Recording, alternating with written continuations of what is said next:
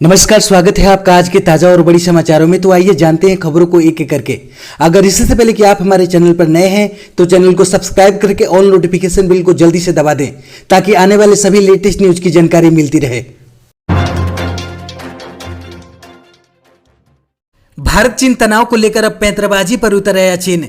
Gogra hot spring से पीछे हटने को नहीं चाहता, सैन्य वार्ता में रखी यह शर्त।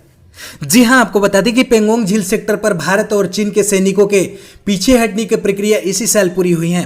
इसके बाद चीन को पूर्वी लद्दाख के गोगरा और हॉट स्प्रिंग से सेना को पीछे हटानी थी, लेकिन उसने ऐसा करने के बजाय पैंतरेबाजी शुरू कर दी है।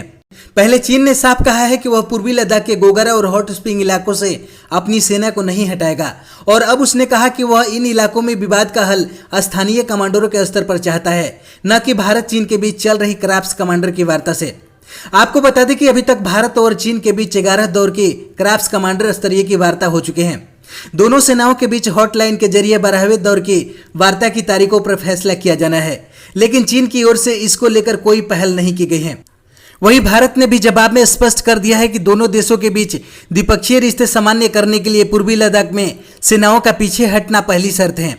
आपको बता दें कि मई 2020 में चीनी सेना की ओर से पेंगोंग त्सो झील और गोगरा हॉट स्प्रिंग में दिखाई आक्रामकता के बाद से ही दोनों देशों के रिश्ते तनावपूर्ण बने हुए हैं।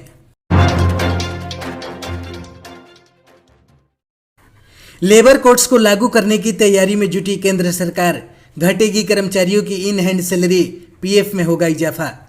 जी हां, आपको बता दें कि आने वाले कुछ महीनों में चारों श्रम संहिताएं लागू हो जाने की संभावना है। केंद्र सरकार इन लेबर कोड्स को आमली जमा पहनाने की तैयारी कर रही है।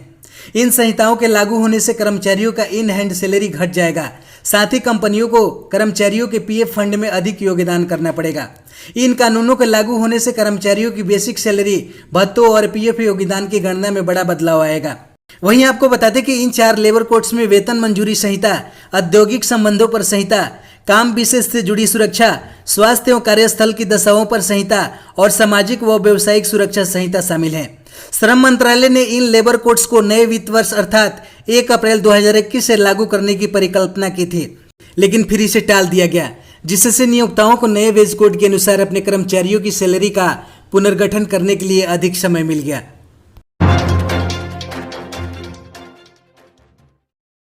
उत्तर प्रदेश के मुख्यमंत्री योगी आदित्यनाथ का ऐलान, नोएडा गाजियाबाद में भी बाजार दुकानें खुलेंगी।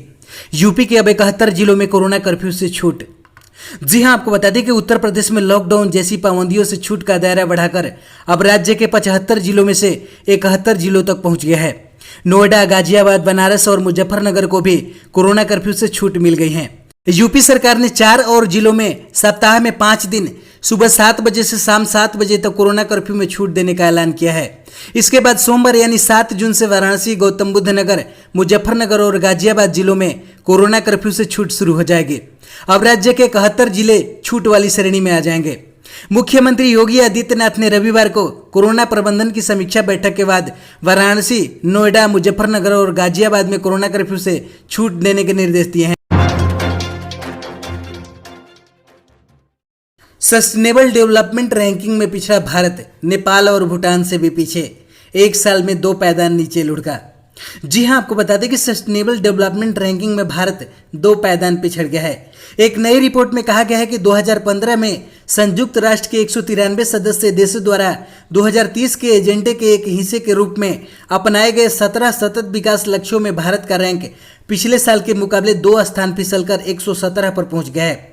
भारत की पर्यावरण रिपोर्ट 2021 की स्थिति से खुलासा हुआ है कि भारत की रैंक पिछले साल 115वीं थी, जो अब 117वीं हो गई है। वहीं भारत की यह रैंकिंग मुख्य रूप से खाद्य सुरक्षा के लक्ष्य प्राप्त कर, भुखमरी को खात्मा करने, लैंगिक समानता प्राप्त करने और लचीले बुनियादी ढांचे के निर्माण करने, सतत समावेशी औद्योगिकीकरण को बढ़ावा देने और नवाचार को बढ़ावा देने जैसी प्रमुख चुनौतियों के कारण 2 स्थान गिरे हैं। वहीं आपको बता दें कि भारत का स्थान 4 दक्षिणी एशियाई देशों में भूटान, नेपाल और श्रीलंका और बांग्लादेश से भी नीचे हैं। रिपोर्ट में कहा गया है कि भारत का कुल एसडीजी स्कोर 100 में से 61.9 है।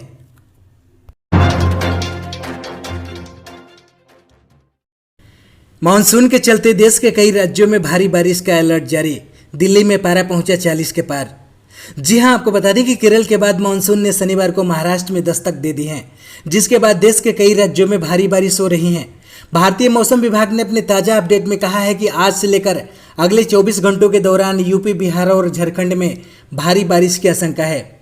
इस कारण यहां अलर्ट जारी किया गया है। विभाग का कहना है कि मौसम में उलटफेर पूरे भारत में इस हफ्ते भी जारी रहेगी। वहीं अरब सागर, कर्नाटक, गोवा, महाराष्ट्र, तेलंगाना, आंध्र प्रदेश, तमिलनाडु, मध्य बंगाल की खाड़ी और बंगाल की खाड़ी के पूर्वोत्तर हिस्सों में इस वक्त मानसून की बारिश हो रही है।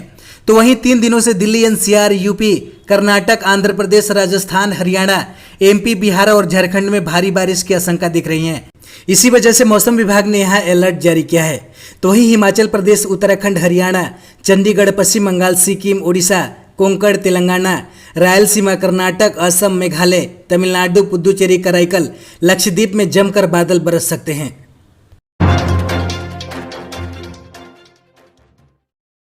दिल्ली के मुख्यमंत्री अरविंद केजरीवाल ने पीएम मोदी से राशन की होम डिलीवरी पर लगी रोक को हटाने की अपील। जी हां, आपको बता दें कि केंद्र और दिल्ली सरकार के बीच कई सालों से चली आ रही टकरार अभी भी जारी है। जल्द ही केजरीवाल सरकार ने घर घर राशन योजना शुरू करने का प्लान बनाया था, लेकिन केंद्र सरकार ने आपत्ति जताते हुए इसे रोक दिया। ऐसे में अब दिल्ली सरकार और आम आदमी पार्टी ने फैसले का विरोध जताते हुए केंद्र सरकार पर राजनीति करने का आरोप लगाया है। इसके लिए रविवार सुबह मुख्यमंत्री अरविंद केजरीवाल ने प्रेस कॉन्फ्रेंस करके पीएम मोदी पर जमकर निशाना साधा। साथ ही पूछा कि जब पिज्जा, बर्गर की होम डिलीवरी हो सकती है तो राशन की क्यों नहीं। सीएम केजरीवाल ने कहा कि अगले हफ्ते से घर घर राशन पहुंचाने का काम शुरू होने वाला था, सारी तैयारी हो गई थी और अचानक केंद्र सरकार ने 2 दिन पहले इसे रोक दिया। केंद्र ने इसे यह कहकर खारिज किया है कि हमने केंद्र सरकार से इसकी मंजूरी नहीं ली। ये बात पूरी तरह से गलत है। सीएम के मुताबिक दिल्ली सरकार ने 1 बार नहीं बल्कि 5 बार केंद्र सरकार से मंजूरी ली है। कानूनन किसी से मंजूरी लेने की जरूरत नहीं है। राशन की होम डिलीवरी क्यों नहीं होनी चाहिए? आप राशन माफिया के साथ खड़े होंगे तो गरीबों के साथ कौन खड़ा होगा? आगे केजरीवाल ने कहा कि उन 70 लाख गरीबों का क्या होगा जिनका राशन ये राशन माफिया चोरी कर लेते हैं। एमएलसी टूना पांडे के निलंबन पर भाजपा ने किया रुख साफ, कहा नीतीश कुमार हमारे लोकप्रिय नेता। जी हां, आपको बता दें कि सीएम नीतीश कुमार के खिलाफ लगातार बयानबाजी करने पर भाजपा ने अपने पार्टी के एमएलसी टूना पांडे को निलंबित कर दिया। वहीं इस मुद्दे पर भाजपा के एमएलसी और प्रवक्ता संजय मयूख ने भी पार्टी का रुख साफ किया है। संजय मयूख ने कहा कि इस मामले में अब किसी संज्ञा और विश्लेषण की जरूरत नहीं है। इस निलंबन की कार्रवाई से साफ है कि चाहे बीजेपी का कार्यकर्ता हो या जेडीयू का या फिर हिंदुस्तान अवाम मोर्चा का या विकासशील इंसान पार्टी का कार्यकर्ता हो। इसके बाद उन्होंने कहा कि एनडीए में यह बर्दाश्त नहीं होगा कि हमारे लोकप्रिय नेता नीतीश कुमार पर कोई प्रहार किया जाए। बीजेपी प्रवक्ता ने एक बार फिर जोर देकर कहा है कि हम सब के नेता नीतीश कुमार हैं और नीतीश कुमार ही रहेंगे। उन पर हुई किसी भी आपत्ति का हम तीव्र प्रतिकार करेंगे। खट्टर सरकार की किसान प्रदर्शनकारियों को 2 टूक, कहा शांतिपूर्ण प्रदर्शन पर कोई आपत्ति नहीं, पर कानून हाथ में लेने पर होगी कार्रवाई। जी हां, आपको बता दें कि हरियाणा के मुख्यमंत्री मनोहर लाल खट्टर ने कहा कि उनकी सरकार को शांतिपूर्ण प्रदर्शन को लेकर कोई आपत्ति नहीं है, लेकिन कानून को अपने हाथ में लेने वालों से सख्ती से निपटा जाएगा। राज्य में प्रदर्शन कर रहे किसान समूह ने आरोप लगाया कि जननायक जनता पार्टी के विधायक देवेंद्र सिंह बाबली ने मंगलवार को फतेहाबाद जिले के टोहाना में प्रदर्शन के दौरान उनके खिलाफ अभद्र भाषा का इस्तेमाल किया। वहीं बाबली ने इन आरोपों से इनकार किया है और प्रदर्शनकारी किसानों के एक समूह पर टोहाना शहर में प्रदर्शन के दौरान उनकी हत्या का प्रयास करने का आरोप लगाया है। गुरुवार को किसानों के एक समूह ने बाबली के खिलाफ फतेहाबाद में प्रदर्शन किया और उनका पुतला फूका और मांग की कि विधायक को अपनी टिप्पणियों के लिए माफी मांगनी चाहिए। सिक्किम में नहीं थम रहा कोरोना का कहर, 14 जून तक बढ़ाया गया लॉकडाउन। जी हां, आपको बता दें कि कोविड-19 महामारी के वर्तमान हालात को देखते हुए सिक्किम सरकार ने राज्य में लागू लॉकडाउन को 1 सप्ताह का विस्तार देते हुए रविवार को इसे 14 जून तक बढ़ाने की घोषणा की। लॉकडाउन संबंधी पाबंदियां 7 जून को समाप्त होने जा रही थी। एक आधिकारिक विज्ञप्ति में यह जानकारी दी गई। सिक्किम में महामारी के हालात की समीक्षा के लिए मुख्यमंत्री प्रेम सिंह तमांगे की अध्यक्षता में हुई उच्च स्तरीय बैठक के बाद यह निर्णय लिया गया। कैबिनेट मंत्रियों, मुख्य सचिव, मुख्य पुलिस महानिदेशक और अन्य वरिष्ठ अधिकारियों ने बैठक में हिस्सा लिया। सिक्किम में अब तक कोरोना वायरस संक्रमण के 17,111 मामले सामने आ चुके हैं और 273 मरीजों की मौत हो चुकी है। हमारे चैनल पर बने रहने के लिए बहुत बहुत धन्यवाद। दी गई जानकारी से अगर आप संतुष्ट है अथवा नहीं, अपनी राय कमेंट बॉक्स में जरूर दें। जय हिंद।